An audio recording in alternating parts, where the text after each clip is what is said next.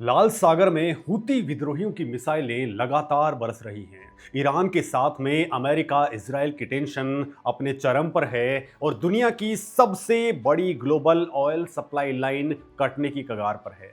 ऐसे महासंकट के बीच में जब सऊदी अरेबिया ने मदद के लिए अपने सबसे पुराने मोहरे पाकिस्तान की तरफ देखा तो उसे मिला दशक का सबसे बड़ा और भयानक धोखा। जिस पाकिस्तानी फौज को सऊदी अरेबिया ने दशकों तक अरबों डॉलर देकर के पाला था, उसके साथ में डील की थी, वो जंग के नाम से ही कांप उठी है। लेकिन दोस्तों तभी रियाद के किंगडम में एक सरप्राइज एंट्री होती है, भारत के national security adviser Ajit Doval की। उन्होंने केवल कुछ मिनट्स की मीटिंग के बाद में पाकिस्तान को मिडिल ईस्ट के सिक्योरिटी आर्किटेक्चर से पूरी तरह से फेज आउट कर दिया है। अब दोस्तों डोभाल ने सऊदी अरेबिया के क्राउन प्रिंस के साथ में बंद कमरों में ऐसी कौन सी सीक्रेट डील फाइनल कर दी है जिसने रातों रात मिडिल ईस्ट का पूरा जियोपॉलिटिकल गेम पलट करके रख दिया है। और सबसे बड़ा सवाल, इस्लामिक नेटो का वो पूरा खौफनाक कॉन्सेप्ट क्या था जो डोभाल ने ताश के पत्तों की तरह डहा दिया है। नमस्कार दोस्तों, मेरा नाम है मुकेश और इस पूरे ग्लोबल शिफ्ट को बारीकी से समझने के लिए आपको थोड़ा सा फ्लैशबैक में जाना होगा और उस खेल को डिकोड करना होगा जो पाकिस्तान सालों से खेलता आया है। दशकों से पाकिस्तान का एक ही जियोपॉलिटिकल बिजनेस मॉड्यूल रहा है, अपनी फौज को किराए की सेना की तरह इस्तेमाल करना और बदले में गल्फ कंट्री से डॉलर छाप लेना।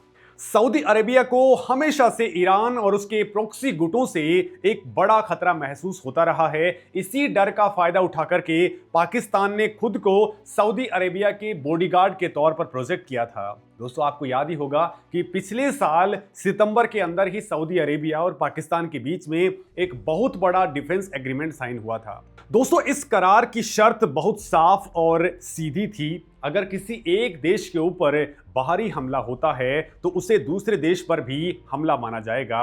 यानी अगर सऊदी अरेबिया पर कोई आंच आई तो पाकिस्तानी फौज वहां ढाल बनकर के खड़ी होगी।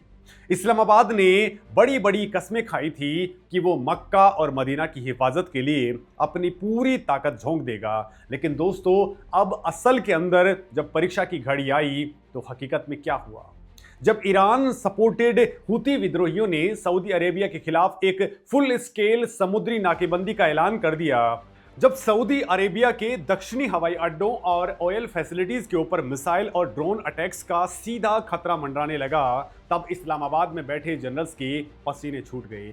यमन के हूती विद्रोहियों के सैन्य प्रवक्ता ने टीवी के ऊपर आकर के खुलेआम बयान दिया कि ये अपराधी सऊदी दुश्मन के खिलाफ रेड सी के अंदर एक तुरंत प्रभाव से लागू होने वाला ब्लॉकेड है। उनका कहना था कि ये आंख के बदले आंख की नीति है और इसके साथ ही सऊदी अरेबिया और ईरान सपोर्टेड हूतियों के बीच में 4 साल से चली आ रही युद्ध विराम संधि अचानक टूट गई है। अब सितंबर के उस डिफेंस एग्रीमेंट के हिसाब से पाकिस्तान के army chief general Asim Munir और पाकिस्तानी शहबाज शरीफ को अपनी फौज को तुरंत यमन के युद्ध क्षेत्र के अंदर डिप्लॉय कर देना चाहिए था। सऊदी अरेबिया को इस वक्त तेहरान और हूतियों के खिलाफ एक कड़ा और ग्राउंड लेवल पर मिलिट्री सपोर्ट चाहिए था। लेकिन दोस्तों यहां पाकिस्तान ने क्या किया, सिर्फ खोखली जुबानी जमा खर्ची किया। पाकिस्तान ने जमीन के ऊपर एक सिंगल एक्शन नहीं लिया। रिपोर्ट्स के मुताबिक इस्लामाबाद के सऊदी अरब के बैक चैनल कम्युनिकेशंस को इग्नोर करना स्टार्ट कर दिया, क्योंकि पाकिस्तानी फौज के अंदर ही अंदर एक खौफ और बगावत सुलग रही है। आखिर दुनिया भर के अंदर अपनी बहादुरी के झूठे अफसाने सुनाने वाला पाकिस्तान सऊदी अरेबिया को बचाने के लिए आगे क्यों नहीं आया? तो दोस्तों इसके पीछे 2 सबसे बड़े और महत्वपूर्ण कारण हैं जिन्हें समझना आपके लिए भी बेहद जरूरी है। पहला ये है कि पाकिस्तान को ईरान से अपने खुद के खात्मे का डर सता रहा है। ईरान के पास में आज जो एडवांस मिसाइलें और ड्रोन्स कैपेबिलिटी है वो पाकिस्तान के बलूचिस्तान और बॉर्डर एरियाज को कुछ ही घंटों के अंदर तबाह कर सकती है। जनवरी के महीने में ही ईरान ने पाकिस्तान के अंदर सर्जिकल स्ट्राइक करके अपनी ताकत का ट्रेलर दिखा दिया था। वहीं दोस्तों दूसरा और सबसे क्रिटिकल सच ये है कि पाकिस्तान की आम आवाम में ईरान और हूतियों को लेकर के एक छिपी हुई सहानुभूति मौजूद है, क्योंकि वो उन्हें अमेरिका और इजराइल के खिलाफ लड़ने वाले रेजिस्टेंट वॉरियर्स के रूप में देखते हैं। ऐसे में अगर पाकिस्तानी फौज सऊदी अरेबिया का साथ देने के लिए यमन में उतरती है तो पाकिस्तान के अंदर ही अंदर एक भयानक सिविल वॉर छिड़ जाएगी। दोस्तों, इस गीदड़ भभकी और बैक स्टेबिंग ने Saudi Arabia crown prince Mohammed bin Salman के सामने पाकिस्तान का असली चेहरा पूरी तरह से बेनकाब कर दिया। रियाद को यह क्रिस्टल क्लियर समझ में आ गया कि जिस इस्लामिक नेटो का डर दिखाकर के पाकिस्तान दशकों से उन्हें ब्लैकमेल कर रहा था, वो असल में एक बहुत बड़ा स्ट्रेटेजिक स्कैम है। और ठीक इसी वक्त दोस्तों, इस वैक्यूम के अंदर शुरू होता है भारत का असली मास स्ट्रोक। जब सऊदी अरेबिया को यह रियलाइज हुआ कि क्राइसिस के वक्त में किराए की फौज कभी काम नहीं आती, तब उन्होंने सीधी हॉटलाइन दिल्ली से जोड़ डाली। भारत के national security adviser Ajit Doval तुरंत सऊदी अरेबिया की राजधानी रियाद पहुंचे। वहां उनकी मुलाकात सऊदी विदेश मंत्री प्रिंस फैजल बिन फरहान और राजनीतिक मामलों के उप मंत्री डॉक्टर सऊद अल सती के साथ में हुई। दोस्तों, आपको जानकर के हैरानी होगी कि पिछले 3 महीने के भीतर अजीत डोभाल का ये दूसरा सऊदी अरेबिया का दौरा है। अप्रैल में भी डोभाल ने रियाद का आधिकारिक दौरा किया था। ये कोई नॉर्मल डिप्लोमेटिक विजिट या फिर शिष्टाचार बातचीत नहीं है, ये एक बहुत बड़े स्ट्रेटेजिक शिफ्ट का ब्लूप्रिंट था जो मिडिल ईस्ट का भविष्य तय करने वाला है। दोस्तों, बंद कमरे में हुई इस हाई लेवल मीटिंग के अंदर रीजनल सिक्योरिटी, एनर्जी सिक्योरिटी और समुद्री ट्रेड मार्ग्स की सुरक्षा के ऊपर एक डीप और एक्शन ओरिएंटेड डिस्कशन हुआ है। दोस्तों, जरा इस ग्लोबल इंपैक्ट को सोचिए। लाल सागर और हॉर्मुज स्ट्रेट से दुनिया का 20% से ज्यादा कच्चा तेल और भारी मात्रा में इंटरनेशनल ट्रेड गुजरता है। अगर हूतियों की नाकेबंदी लंबी खिंचती है और बाब अल मंडेब स्ट्रेट ब्लॉक हो जाता है, तो ग्लोबल मार्केट के अंदर कच्चे तेल की कीमतें आसमान छूने लग जाएंगी। दुनिया भर के अंदर इन्फ्लेशन आउट ऑफ कंट्रोल हो जाएगा और ग्लोबल सप्लाई चेन पूरी तरह से क्रैश कर जाएगी। ऐसे में दोस्तों, सऊदी अरेबिया की इकोनॉमी और उनकी इंटरनल सिक्योरिटी दोनों पर भयंकर दबाव है। दोस्तों, crown prince Mohammed bin Salman का विजन 2030, जिसके तहत वो सऊदी अरेबिया को एक ग्लोबल हब बनाना चाहते हैं, वो इस युद्ध की वजह से खतरे में पड़ सकता है। लेकिन इस महासंकट में भारत कैसे सबसे बड़ा गेम चेंजर बन सकता है? दोस्तों, आपको याद ही होगा कि हाल ही के महीने में जब अरेबियन सी और रेड सी के आसपास कमर्शियल जहाजों के ऊपर हूतीज के ड्रोन्स और मिसाइल हमले हुए थे, तब इंडियन नेवी ने अपने गाइडेड मिसाइल डिस्ट्रॉयर्स और मार्कोस कमांडोज को डिप्लॉय करके रातों रात कई जहाजों को रेस्क्यू किया था। इंडियन नेवी ने पूरी दुनिया को साबित कर दिया कि वो इस पूरे इंडियन ओशन रीजन के अंदर एक असल नेट सिक्योरिटी प्रोवाइडर है। सऊदी अरेबिया ने भारत के इस हार्ड पावर प्रोजेक्शन को बहुत करीब से नोटिस किया है। रियाद को समझ में आ चुका है कि अगर रेड सी और अरेबियन सी के अंदर उन्हें ऑयल टैंकरों को कोई सुरक्षित एस्कॉर्ट कर सकता है, तो वो पाकिस्तान की जंग लगी हुई और कंगाल नेवी नहीं, बल्कि इंडियन नेवी की ग्रोइंग ब्लू वाटर कैपेबिलिटी है।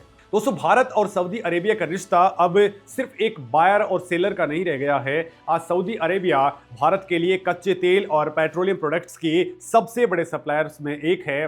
ग्लोबल अनसर्टेनिटी और मिडिल ईस्ट के अंदर बढ़ती टेंशन के बीच में भारत ने एक बहुत ही स्मार्ट मूव चला है। दोस्तों, उपलब्ध डेटा से संकेत मिलते हैं कि भारत ने मई और जून के मुकाबले जुलाई के अंदर अपना ऑयल इंपोर्ट बढ़ाने की पूरी तैयारी कर ली है, ताकि हमारी डोमेस्टिक एनर्जी सप्लाई चेन के अंदर कोई ब्रेकडाउन ना आए। डोभाल की इस विजिट का एक बहुत बड़ा मकसद भारत की एनर्जी सिक्योरिटी को पूरी तरह से बुलेट प्रूफ बनाना भी जरूरी है, ताकि चाहे हॉर्मुज स्ट्रेट के अंदर कुछ भी हो, भारत के स्ट्रेटेजिक पेट्रोलियम रिजर्व्स और रिफाइनरीज लगातार चलती रहें। लेकिन दोस्तों, इस बढ़ती पार्टनरशिप का एक और बहुत बड़ा पिलर है जो पाकिस्तान के जनरल्स को सबसे ज्यादा चुभ रहा है, और वो है डिफेंस मैन्युफैक्चरिंग, कैपेसिटी बिल्डिंग और डीप इंटेलिजेंस शेयरिंग। दोस्तों, भारत और सऊदी अरेबिया के बीच में जॉइंट मिलिट्री एक्सरसाइजेज अब एक नॉर्मल बात हो गई है। दोनों देश आतंकवाद और मैरीटाइम थ्रेट से निपटने के लिए एक दूसरे के साथ में रियल टाइम डेटा शेयर कर रहे हैं, और इस पूरे जियोपॉलिटिकल चेसबोर्ड के ऊपर एक ऐसा साइलेंट और पावरफुल फोर्स है जिसने सऊदी अरेबिया के अंदर भारत की साख को सबसे ज्यादा मजबूत किया है। वो फोर्स है सऊदी अरेबिया के अंदर रहने वाले करीब 27 लाख भारतीय प्रवासी। दोस्तों पाकिस्तानी वर्कर्स वहां अक्सर क्राइम, फ्रॉड और रेडिकलाइजेशन की वजह से गल्फ कंट्रीज के अंदर बैन झेल रहे हैं या फिर शक की नजर से देखे जाते हैं। वहीं इंडियन डायस्पोरा को सऊदी अरेबिया के विकास की रीढ़ माना जाता है। भारतीय समुदाय के प्रोफेशनल्स, इंजीनियर्स और वर्कर्स वहां हाईली रेस्पेक्टेड हैं। दोस्तों इसी भरोसे का नतीजा है कि साल 2023 के दिसंबर के अंदर भारत के राजदूत सुहेल एजाज खान और सऊदी विदेश मंत्रालय के उप मंत्री अब्दुल मजीद बिन राशिद अल समारी ने द्विपक्षीय वीजा छूट समझौते के ऊपर हस्ताक्षर किए थे। इसका सीधा मकसद India Saudi strategic partnership council के तहत दोनों देशों के बीच में ऑफिशियल और बिजनेस मूवमेंट्स को बिना किसी लाल फीताशाही के सुपरफास्ट बनाना है। ये एक ऐसा प्रिविलेज है जो सऊदी अरेबिया ने दुनिया के कुछ गिने चुने देशों को ही दिया है। दोस्तों अब जरा इस पूरे सिनेरियो को एक ग्लोबल पर्सपेक्टिव के अंदर डिकोड करते हैं और देखते हैं कि असली पावर गेम कहां चल रहा है। दोस्तों पश्चिमी एशिया का बॉस अब बदल रहा है। एक तरफ अमेरिका है जो अपनी डोमेस्टिक पॉलिटिक्स के अंदर उलझा हुआ है और इस रीजन के अंदर अपना फोकस हटा करके इंडो पैसिफिक की तरफ शिफ्ट कर रहा है। दूसरी तरफ चाइना है जो ईरान और सऊदी अरेबिया के बीच में पैचअप कराने का ग्लोबल पीआर स्टंट तो करता है, लेकिन जब रेड सी के अंदर क्राइसिस आता है और जहाजों पर हमले होते हैं तो चाइना की पीएलए नेवी अपने बेस में छुप जाती है और किसी को रेस्क्यू करने के लिए भी नहीं पहुंचती। अब दोस्तों ऐसे खतरनाक पावर वैक्यूम के अंदर भारत की स्ट्रैटेजिक ऑटोनॉमी सबसे ज्यादा शाइन करती है। भारत दुनिया का वो इकलौता मेजर पावर है जिसके ईरान के साथ भी ऐतिहासिक और अच्छे रिश्ते हैं, इजराइल के साथ भी डीप टेक्नोलॉजिकल और डिफेंस पार्टनरशिप्स हैं और सऊदी अरेबिया और यूएई के साथ भी टॉप लेवल का स्ट्रेटेजिक अलायंस है। दोस्तों जब हूतियों का संकट गहराया तो सऊदी अरेबिया जानता था कि भारत ही वो रिलायबल पावर है जो अपनी बैक चैनल डिप्लोमेसी के जरिए रीजनल स्टेबिलिटी ला सकता है और जरूरत पड़ने पर अपनी हार्ड मिलिट्री पावर का भी बेखौफ इस्तेमाल कर सकता है। दोस्तों इस नए ग्लोबल ऑर्डर और शिपिंग डायनेमिक्स का सबसे बड़ा लूजर अगर कोई है तो वो सिर्फ और सिर्फ पाकिस्तान है। कभी जो पाकिस्तान कश्मीर के मुद्दे पर OIC यानी कि ऑर्गेनाइजेशन ऑफ इस्लामिक कोऑपरेशन के अंदर सऊदी अरेबिया को ब्लैकमेल करने की कोशिश किया करता था, वो आज खुद दाने दाने को मोहताज होकर के IMF के सामने कटोरा लेकर के खड़ा है। सऊदी अरेबिया ने अपने एक्शन से साफ कर दिया है कि उन्हें कश्मीर जैसे प्रोपेगेंडा मुद्दे से अब कोई लेना देना नहीं है। रियाद के लिए आज इंडिया की ग्रोइंग 4 ट्रिलियन से बड़ी economy, advance space technology, demography और मिलिट्री पावर ज्यादा मायने रखती है। अजीत डोभाल और प्रिंस फैजल की मुलाकात असल में इस्लामाबाद के जियोपॉलिटिकल ताबूत के अंदर आखिरी कील थी। दोस्तों सऊदी अरेबिया ने पाकिस्तान को एक बहुत ही लाउड एंड क्लियर मैसेज दे दिया है कि इस्लामी भाईचारे और डिफेंस पैक्ट के नाम पर जो अरबों डॉलर का एक्सटॉर्शन रैकेट तुमने कई सालों से चला रखा है वो अब हमेशा के लिए खत्म हो चुका है। और बड़ी बात तो ये दोस्तों कि डोभाल की ये विजिट और जो पहले विजिट्स हुई हैं इसी दौरान भारत के एस जयशंकर भी वहां पर विजिट करते हैं और दोस्तों इनके बीच में एक बात निकल करके आती है और वो ये आती है कि सऊदी अरेबिया को अस्त्रा मिसाइल भी चाहिए, यानी कि अब वो भारत की मिसाइल पावर जो है उसके अंदर भी भागीदारी निभाने की कोशिश कर रहा है। अपनी रक्षा के लिए अब वो भारत पर पूरी तरह से डिपेंडेंट होना चाहता है। अब दोस्तों इन सारे मुद्दों के ऊपर आपका क्या कुछ कहना है, आप अपनी बात जरूर रखें। नमस्कार।